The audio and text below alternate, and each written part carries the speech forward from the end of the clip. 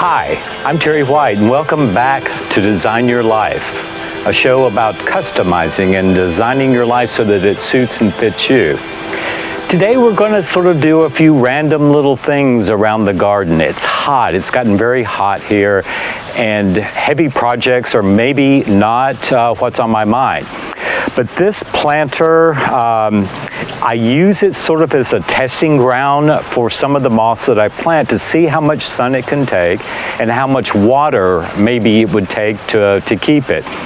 My first go around has not been a smashing success, so I am changing the moss out in it and taking the moss that didn't do so well in the blistering Nashville summer sun, and I'm replacing it with a variety called Leucobrium albidum and its cousin Leucobrium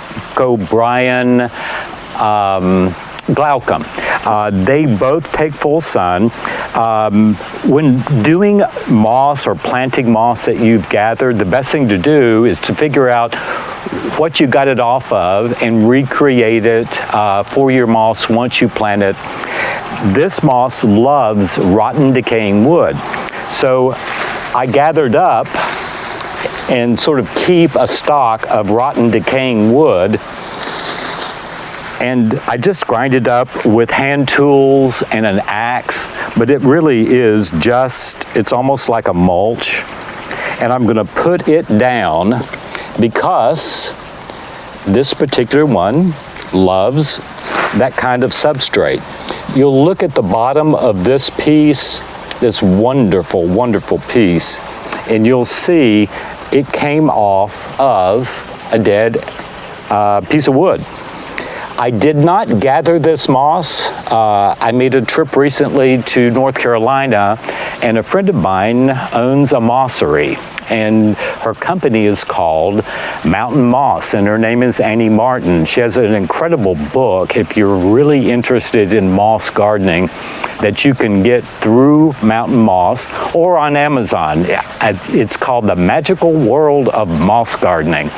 But basically, to plant moss, I put out the substrate that I think this moss would do the best in, and I'm going to take this other fabulous piece that, again, dead and decaying wood on the bottom, and I'm just going to place it and press it in pretty firmly. And you can get creative and however you want to do it, but I think this moss is going to be so much happier than the other moss. The other moss actually came out of a full sun area, but I gathered it from a construction site in the winter. And what happened was once spring comes and summer comes, weeds and grasses shaded this moss, and that's why I thought it would do well in full sun, but alas, it does not. Now let's talk a little bit about composting. I told you about how I make decayed wood mulch. I compost everything on the property. I have 8 compost bins placed around, and I do food in one, I do leaves in one, and I use this as fertilizer. Usually in the fall, I like to empty them from the summer of cooking, and because they get filled up with ground up leaves. But let's go up to to one of the compost bins. I have my trusty smelly compost in my hand. Do you just use it when you cook, Terry? Yes. Scraps? It just sits on the counter, and just everything goes in it, and it has an airproof top to it, and I made it airproof by adding a little extra waterproof tape to it so that it doesn't smell when it sits on the counter if you don't empty it often enough. But you'll also see some moss up here. These are part of my mosseries or moss spittles, but this is one of my compost bins. And of course, I wanted it to be more attractive than most compost bins, but this is in essence the corner sections of those inexpensive gazebos that you can buy at the big box hardware stores. But I really just I dump it, and I keep a little rubber spatula up here to rake out what doesn't come out on its own. And once a week, I use a pitchfork and I will disturb it, but that's not necessary unless you're in a hurry for it to turn to compost. It really is quite easy. The secret to it is just take your stuff and pile it up and put it out there. Okay, let's go back down. I can get a whiff of that compost.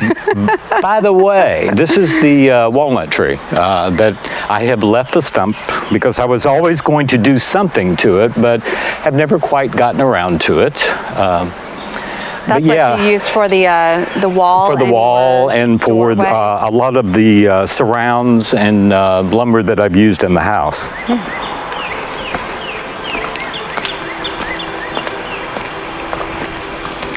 Right in here, we have our first turtle eggs.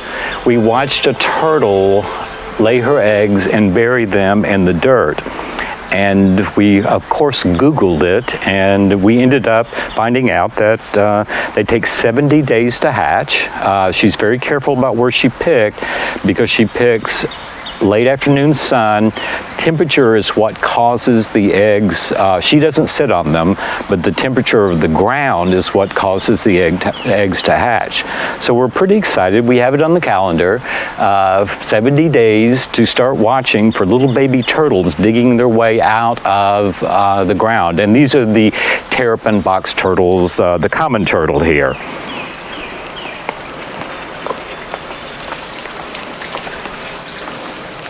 And one other quick thing, this is something that a lot of people don't really think about, but I took an old photo album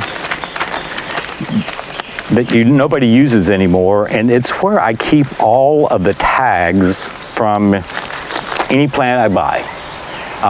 It's not the greatest system. I could alphabetize them, but if I'm looking for something, it's here, and it's just so simple and so easy. I do keep it near the garden because I'm so likely to forget to put it in there unless I do. We're going to try to address the things that interest you most.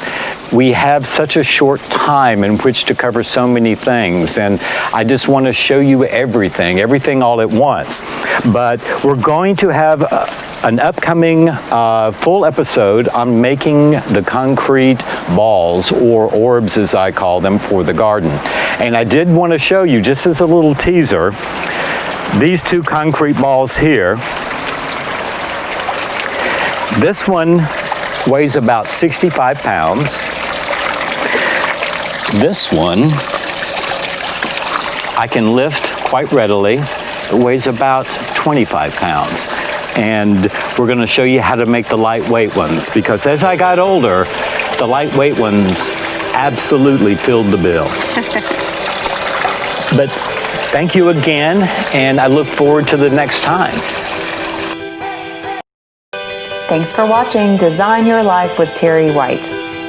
Subscribe to Terry's channel and comment below the video and let us know what you'd like to see on future episodes. We'll see you again soon.